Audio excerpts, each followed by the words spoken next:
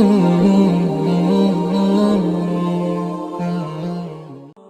ini pembahasan baru, yaitu Zainab bintu Jahash. Beliau ini dari sisi nasab masih memiliki kerabat, masih memiliki hubungan kekerabatan dengan Rasulullah SAW. Dari jalur mana nih? Beliau memiliki hubungan nasab dengan Nabi SAW. Dari jalur ya ibu beliau yang bernama Umaymah binti Abdul Muttalib. Berarti kebayang ya, ibunya Zainab itu adalah putrinya kakeknya Nabi. Ya, berarti ibunya Zainab bintu Jahash bersaudara dengan bapaknya Nabi Sallallahu Alaihi Wasallam.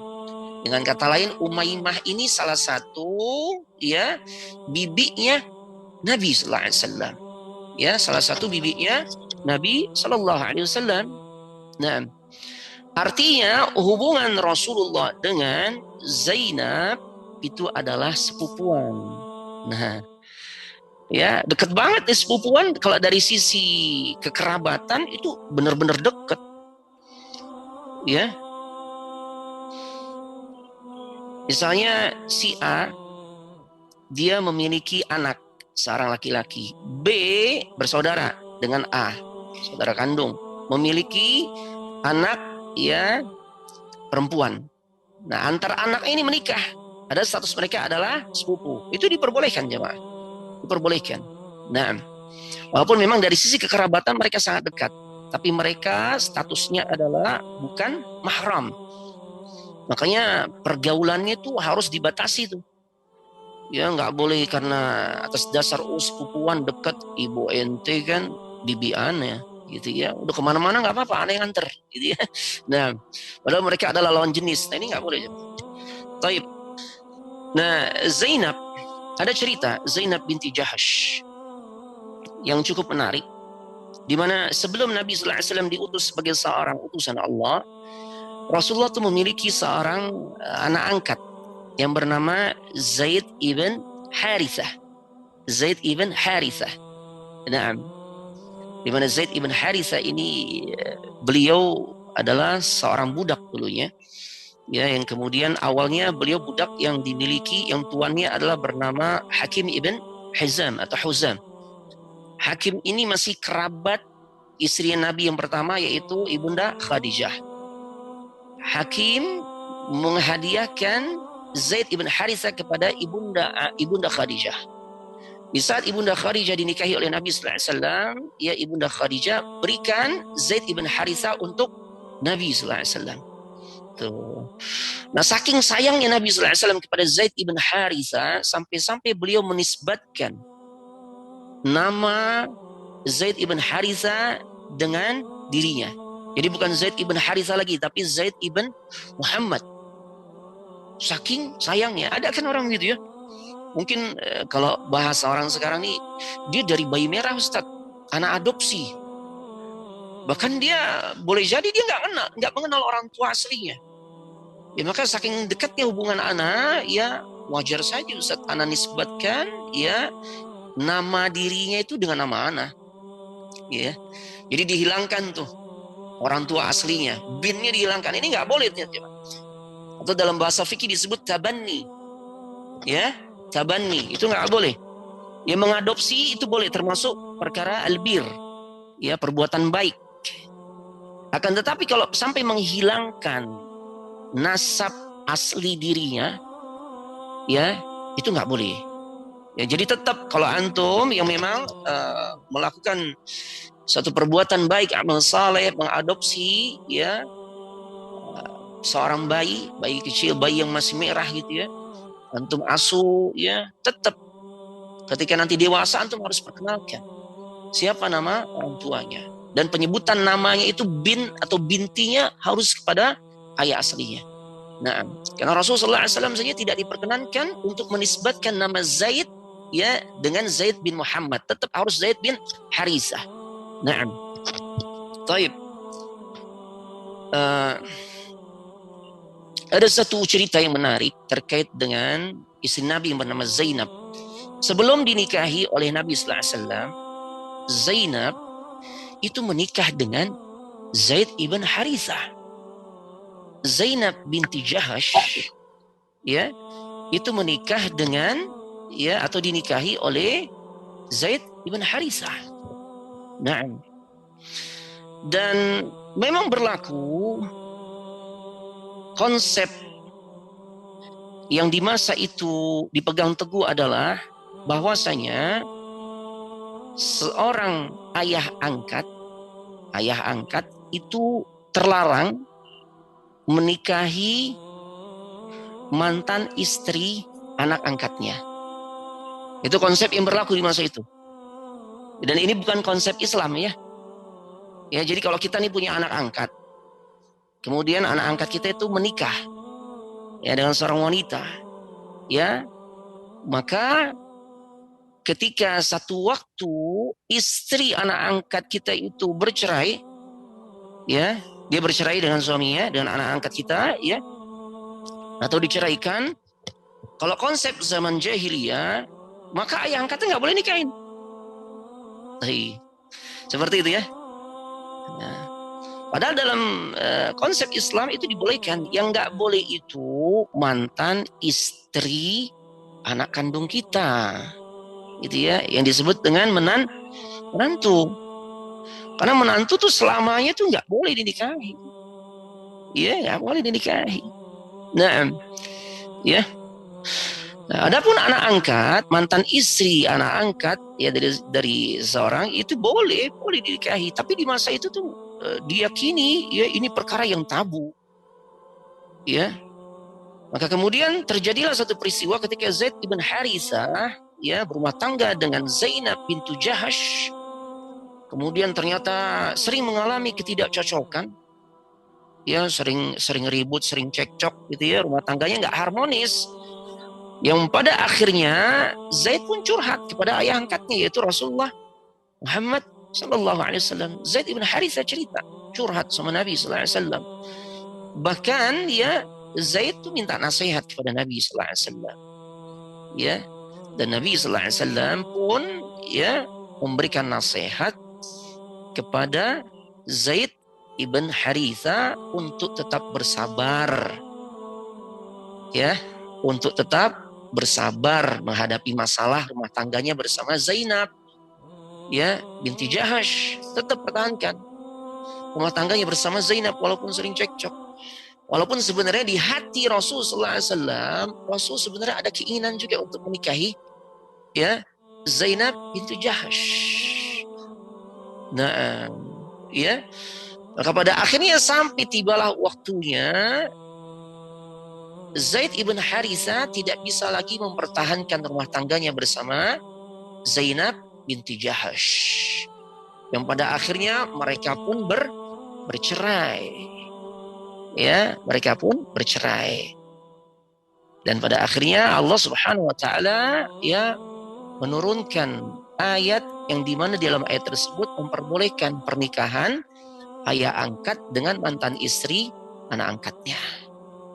Ya, dalam Al-Quran Allah sebutkan dalam surah ke-33, surah Al-Ahzab, ayat 37 tuh, terkait dengan hal ini, ya. Kita simak ayatnya. Wa idh taqulu lilladzi an'ama Allahu 'alaihi. Ingatlah ketika kamu berkata kepada orang yang telah Allah limpahkan nikmat kepadanya. Wa an'amta 'alaihi amsik 'alaika zawjaka wattaqillah wa tukhfi fi nafsika ma Allahu mubdih. Ya, ingatlah ketika kamu berkata kepada orang yang Allah telah melimpahkan nikmat kepadanya, ya, dan kamu juga telah memberikan nikmat kepadanya. Maksudnya ini ditujukan kepada Zaid ibn Harithah, ya. Ketika kamu berkata kepada orang yang telah Allah limpahkan nikmat kepadanya. Maksudnya apa? Zaid ibn Harithah mendapatkan nikmat dari Allah berupa keimanan, hidayah, ya, keislaman dan keimanan. Ya. Kemudian dalam ayat ini Allah juga mengatakan, dan kamu juga telah memberi nikmat kepada orang tersebut. Nikmat apa yang Rasul berikan kepada Zaid? yang Allah sebutkan dalam ayat ini, ya, yaitu ketika Zaid ibn Haritha dibebaskan dari status budaknya, kemudian dididik langsung oleh Nabi sallallahu alaihi wasallam di bawah pengasuhannya. Ya, ini kan nikmat luar biasa. Allah sebut ini dalam ayat ini tentang Zaid ibn Haritha. Ya, taib.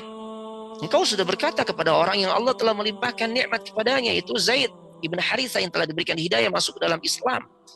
Dan kamu juga berkata kepada orang yang dimana engkau telah beri nikmat kepadanya, itu maksudnya Zaid juga, ya, dimana engkau bebaskan dari status perbudakannya, kemudian engkau didik, ya, dan sebagainya. Kemudian Allah Subhanahu wa taala katakan dalam ayat ini, amsik 'alaika zaujaka, tahanlah terus istrimu. Ketika Zaid datang kepada Rasulullah SAW minta nasihat tentang rumah tangganya yang tidak harmonis, Rasulullah justru memberikan nasihat. Tahan terus, pertahankan rumah tanggamu bersama istrimu. Wattaqillah, tetaplah bertakwa kepada Allah Subhanahu wa taala. Padahal kata Allah nih, Allah Maha tahu, ya, apa yang tampak dan apa yang ada di dalam hati semua hambanya. Ya. Maka Allah katakan wa tukhfi fi nafsika. Padahal sebenarnya kamu menyembunyikan dalam hatimu. Ya, mallahu mubdihi. Apa-apa yang Allah nanti akan tampakkan. Ya, artinya Allah tahu sebenarnya dalam hatimu itu engkau menyukai menyukai Zainab bintu Jahash. Ya, tapi karena memang ya engkau adalah sebagai seorang ayah di hadapannya, ayah angkat, yang tentu diharapkan nasihat-nasihatnya, maka engkau memberikan nasihat yang Masya Allah, ya, untuk tetap dia mempertahankan rumah tangganya bersama istrinya dan tetap bertakwa kepada Allah Subhanahu wa taala. Walaupun kata Allah, Allah tahu tentang apa yang kau sembunyikan. Itu rasa sukamu kepada Zainab bintu Jahash. Makanya ketika akhirnya ya nasihat itu berusaha dilaksanakan oleh Zaid ibn Haritha, tapi ternyata memang tidak bisa dipertahankan lagi. Yang endingnya adalah rumah tangganya bercerai, selesai. Nah, saat itulah maka Rasulullah SAW ya menikahi Zainab bintu Jahash dalam rangka menghapus anggapan ya jahiliyah bahwasanya ayah angkat nggak boleh menikahi istri dari mantan anak angkatnya. Gitu ya. Jadi memang perbuatan-perbuatan Nabi sallallahu alaihi wasallam yaitu akan kita ambil hikmatut tasyri', hikmah pensyariatan di balik apa yang terjadi pada diri Nabi sallallahu alaihi wasallam. Rasulullah menikahi mantan ya istri anak angkatnya karena memang dalam syariat Islam nggak dilarang gitu. Ya, walaupun memang di masyarakat tersebut berlaku hukum itu hal yang sangat tabu. Tapi kan memang orang yang komit dengan ajaran agamanya, ajaran Islam, ya tentunya yang dikedepankan adalah syariat Islam. Jadi kadangkala atau seringkali kita dihadapkan pada kondisi yang substansinya sama. Ketika kita menghadapi kondisi hukum adat sangat kuat, ya. Di sisi lain, kita juga ingin komitmen menjalankan syariat Islam, maka kedepankan syariat Islam. Dalam perkara bagi-bagi waris misalnya, gitu ya. Afwan, kalau dalam konsep di daerah Sumatera Barat, itu kan jalur perempuan itu lebih kuat tuh. Makanya ada sampai ungkapan, dia kalau di Padang atau di Sumatera Barat, ya laki-laki itu yang dibeli. Jadi pada saat nikah juga yang banyak keluar fulus ya betul. Ya, perempuan atau keluarga perempuan. Padahal dalam syariat Islam kan nggak begitu ya. Nah ini ketika dihadapkan dengan kondisi seperti ini, ya kita harus tunjukkan komitmen terhadap memegang teguh syariat Islam. Ya dibandingkan aturan-aturan lainnya, kita harus tunjukkan. Ya, sekalipun memang aturan yang berlaku ya di mayoritas kalangan ya, orang-orang tersebut ya orang-orang Sumatera Barat itu yang seperti itu. Nah, itu misalnya konteks ya contoh-contoh yang sekarang ini kita hadapi seperti itu. Termasuk masalah bagi warisnya. Ya. Jadi jangan justru nanti, nggak bisa gitu Ustaz, di keluarga kami nih ya jalur perempuan tuh lebih kuat. Makanya ya nggak bisa kalau perempuan justru jatahnya tuh anak perempuan setengah dari laki-laki. Ini masalahnya ya mau pakai syariat mana? Ada pengalaman menarik. Karena memang waktu itu karena baru awal-awal ya, belum sempat bertanya lebih dalam asal dari mana. Maka setelah itu ketika dimintai untuk menengahi masalah waris, hal pertama yang Anda tanya itu, antum berasal dari mana nih? Karena itu gambaran ya, nanti yang berkembang di dalam pembahasan waris itu ya, itu sangat-sangat terkait dengan kultur daerah setempat. Ya, ternyata memang berdebat tuh antara anggota keluarga, nggak bisa Ustaz. Di daerah kami berlaku seperti itu. Gitu ya. Nah, makanya ketika ada keluarga ya yang minta untuk Ana menengahi masalah waris, saya tanya, ini asal dari mana nih? Maaf, oh dari Sumatera Barat Ustaz. Oh ya, baik. Komitmen nggak? Ingin komit nggak? Kita pakai syariat mana nih? Adat atau syariat Islam? Oh syariat Islam Ustaz. Oh baik. Kalau syariat Islam insya Allah hadir. Tapi kalau dibenturkan nanti dengan adat, cukup. Panggil yang lain. Jangan panggil Ustaz. Karena pasti akan bertubrukan. Pasti akan bertubrukan. Nah, baik. Bapak Ibu, para pemirsa dan juga hadirin sekalian, ya, yang semoga dimuliakan oleh Allah Subhanahu wa taala. Nah, pada akhirnya Rasulullah SAW nikahi Zainab binti Jahash. Ya, taib. Dan ini menjadi satu hukum yang berlaku dalam syariat Islam. Boleh ayah angkat menikahi ya mantan istri anak angkatnya. Bahkan dalam surah Al-Ahzab, lanjutan ayat tersebut ya, yaitu surah Al-Ahzab ayat 37, ya Allah Subhanahu wa taala menjelaskan tuh peristiwa yang dialami oleh Zaid. Falamma qada Zaidun minha, Masya Allah. Sampai Allah sebutkan nama Zaid ibn Harithah. Falamma qada Zaidun minha watara. Tatkala Zaid telah mengakhiri keperluan terhadap istrinya, artinya telah menyelesaikan hubungan rumah tangganya dengan istrinya, dia ceraikan tuh istrinya, ya.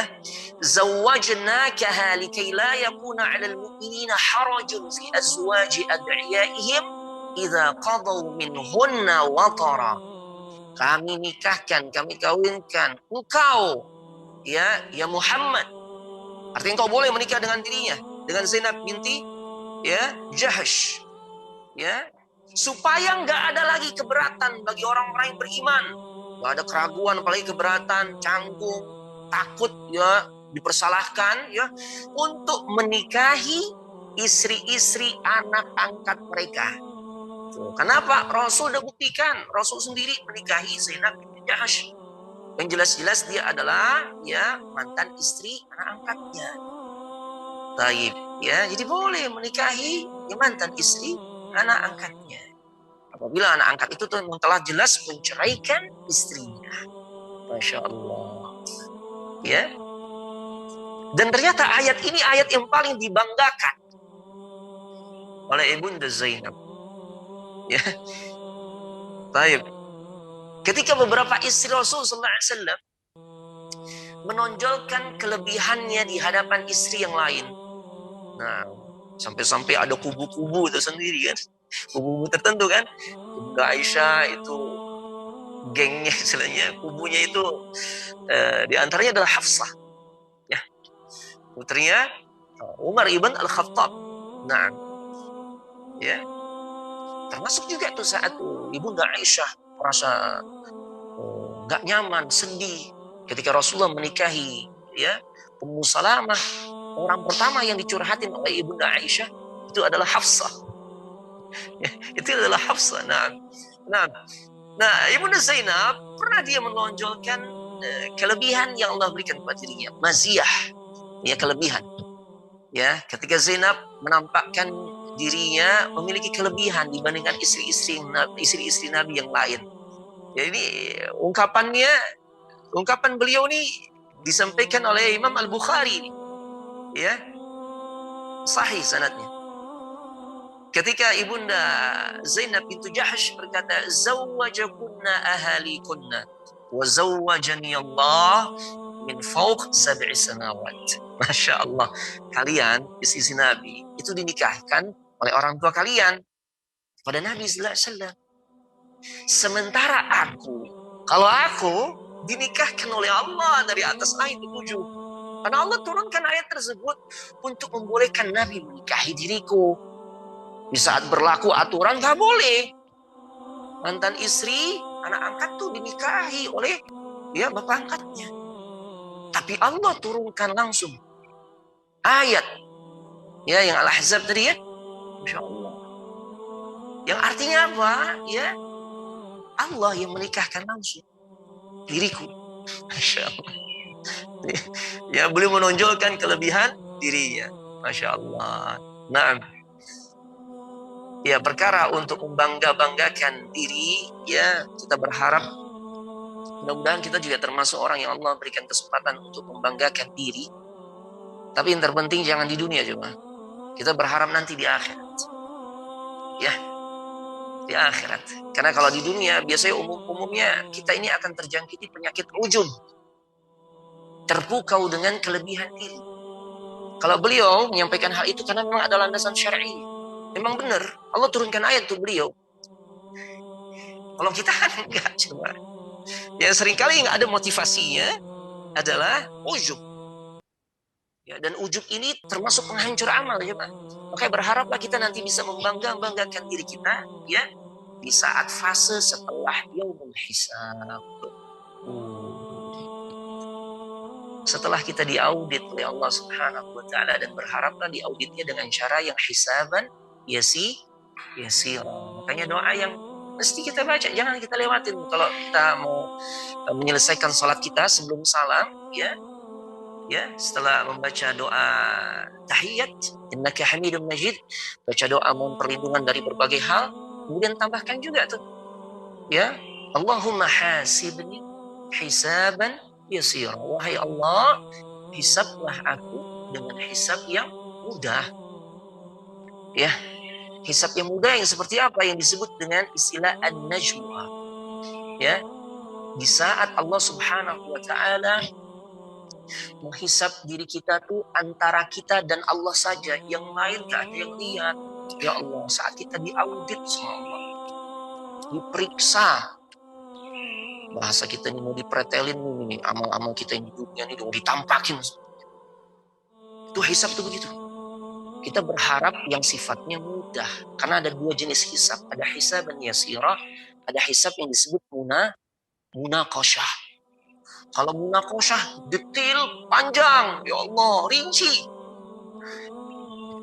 ngeri itu gitu udah gitu dihadapkan atau di hadapan konsep atau cara Allah mengaudit seorang hamba dengan munaqasyah, itu ditampakkan di hadapan orang.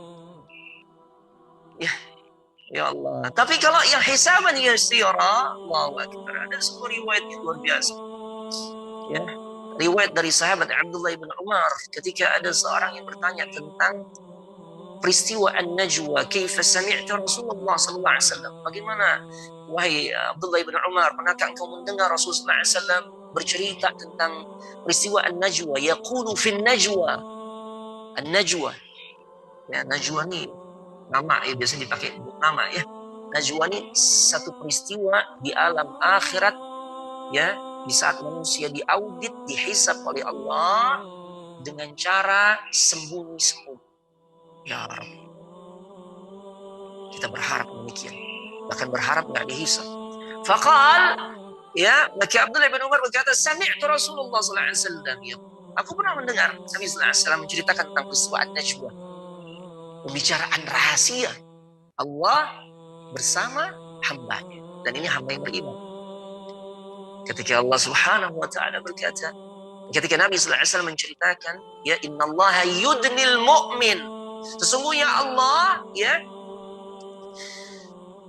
pada hari kiamat, itu pada hari saat manusia diaudit, dihisab, itu akan didekatkan kepada dirinya. Allah mendekatkan orang tersebut kepada dirinya. Setelah dekat, fayad'u alaihi kanafahu wa yasturuhu, maka Allah pun memberikan penutup agar tidak dilihat oleh semua orang. Jadi rahasia antara dirinya dengan Allah saja.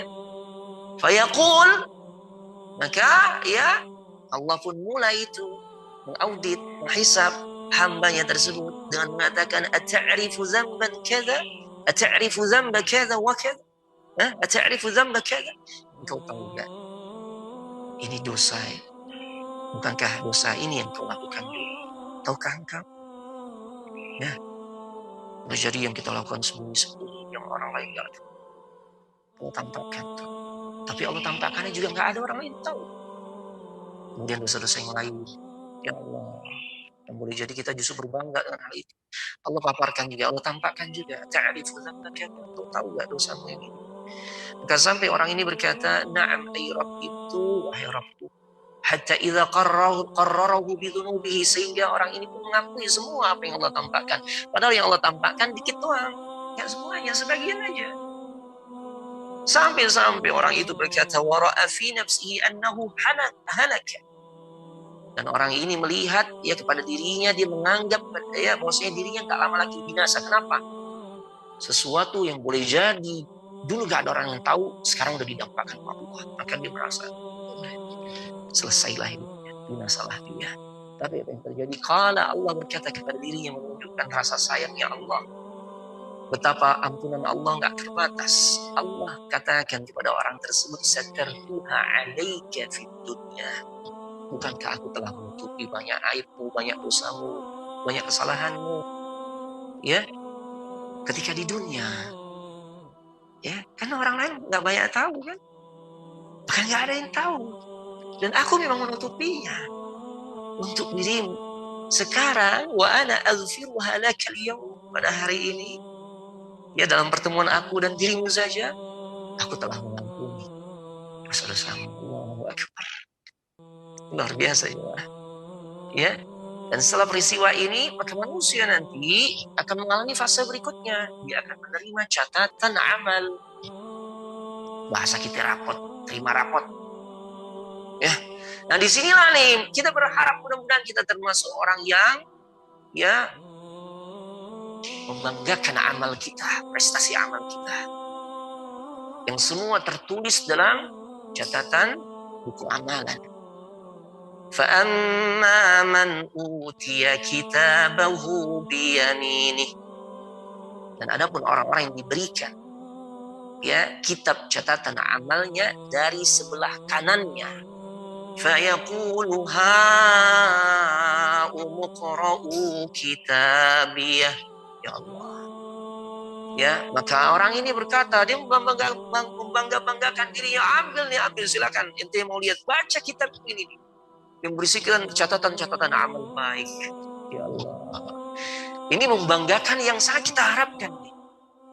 Yang ketika orang nih ya ternyata kondisinya seperti ini, maka dia termasuk orang yang Allah akan berikan kebahagiaan pada akhirat. Ya, kita kadang nggak jelas saja ya, Masya Allah. Ya, luar biasa. Padahal rapotnya jeblok, ya tetap aja bangga-banggaan, coret-coret ya baju dan sebagainya. Gitu ya.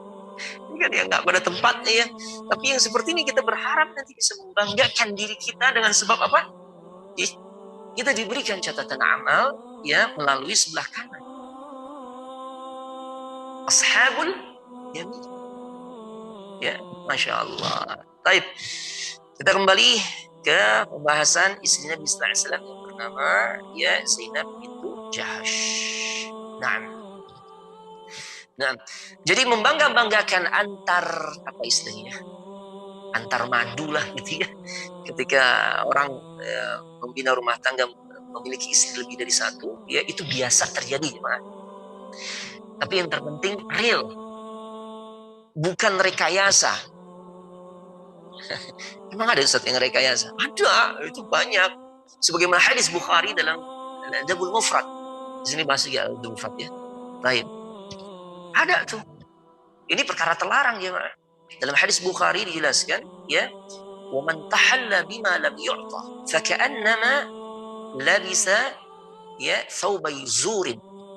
Siapa yang berhias dengan pakaian ya yang sebenarnya tidak diberikan untuknya, maka seolah-olah dia telah berbusana dengan pakaian kepalsuan. Maksudnya apa? Hadis ini peringatan bagi para wanita khususnya yang dia memiliki pesaing, madu lah gitu ya. Nah, pesaing dalam rumah tangganya, ya, apa peringatannya? Agar jangan sampai itu dia berhias dengan sesuatu yang sebenarnya nggak diberikan oleh suaminya. Kemudian dia ngaku-ngaku, nih, ya gelang yang di tangan kanan saya yang melingkar nih, yang beratnya 2,5 ons itu dari suami saya, itu misalnya gitu ya. Padahal suaminya nggak berikan. Cuma sengaja tuh dia ungkapkan hal itu. Ya, dia ngaku-ngaku bahwasanya hal tersebut merupakan pemberian suaminya. Padahal itu kepalsuan. Di mana hal itu dia lakukan tujuannya untuk membuat sedih hati para pesaingnya atau bahkan menyakiti hati mereka. Itu terlarang, ya. Menunjukkan kepalsuan tentang diri seseorang, tentang jati dirinya, itu terlarang. Ya kalau bahasa zaman sekarang nih, pencitraan. Ya, pencitraan nggak boleh cuma. Ya, pencitraan itu terlarang juga. Taib, nah, ya, taib. Rasulullah SAW menikahi Zainab itu dijelaskan oleh para ulama itu pada tahun 5 Hijriah. Ada yang mengatakan tahun 6 Hijriah. Beliau memang terkenal sebagai seorang wanita yang ahli ibadah dan sangat gemar bersedekah. Nah, dan beliau wafat di zaman Khalifah Umar pada tahun 20 Hijriah, usianya 53 tahun. Ya. Dan para ulama sejarah mengatakan beliau adalah istri Rasulullah SAW yang meninggal pertama kali setelah wafatnya beliau. Ya, setelah Rasulullah wafat, istri Rasul yang meninggal pertama kali itu adalah Zainab bintu Jahsy.